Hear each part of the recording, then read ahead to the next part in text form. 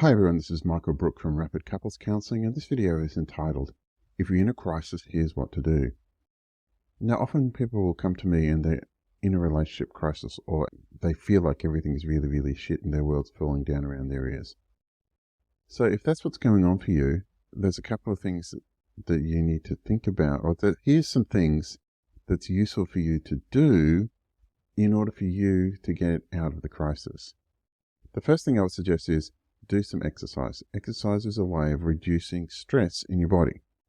It's really important if you're going through a relationship crisis to do as much exercise as you possibly can. It's fundamental for emotional regulation.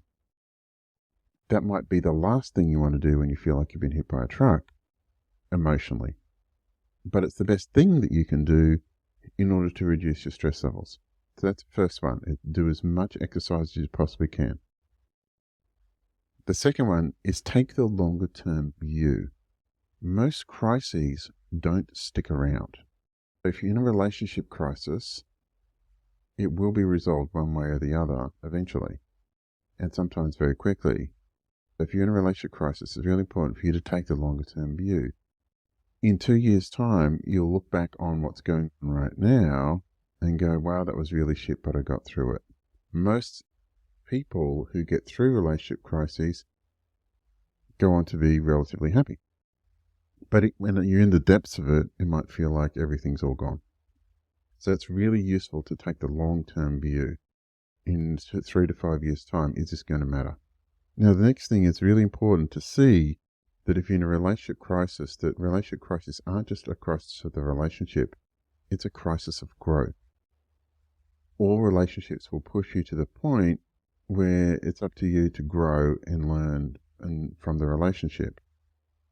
And by growing and learning, you end up being capable of deeper levels of intimacy and deeper levels of connection that you never thought possible. If you see a relationship crisis as a crisis of growth and then lean into the growth, then that typically can take a lot of the emotional stress and tension out of it. It's still not nice, but it can take a lot of the stress and tension out of it. So see it as a crisis of growth. What steps do you need to grow, and what steps does your partner need to grow, and lean into your part of that. Now, the next step is ask really clearly, what do you want? What do I want? What do you want in terms of a relationship? What do you want in terms of the experiences you want to have in your life? And your partner needs to ask that question as well. And do you want the same thing? Because if you don't want the same thing, well, you probably have no business being together. Right? But if you do want the same thing, or at least if you can want enough of the same thing to be able to get what you want, well, then you've got something to work towards.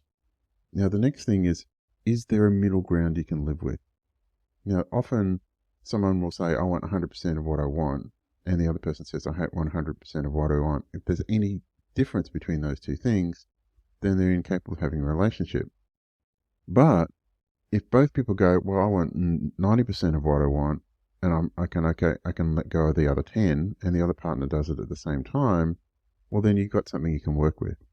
So asking the question, what's the middle ground you can live with for the two of you?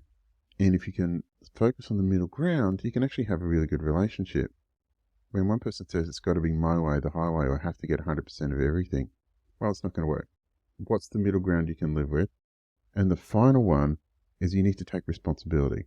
You need to take responsibility for your emotional state. You need to take responsibility for your behavior and take responsibility for your decisions in the past. And if you're taking responsibility for your emotional state, taking responsibility for your behavior, and taking responsibility for your decisions in the past, which means letting go of resentment, if you do those things, you can actually see the crisis through the lens of self-responsibility, in that you are, and most people, for the most part, in some way are volunteers of the crisis they're in.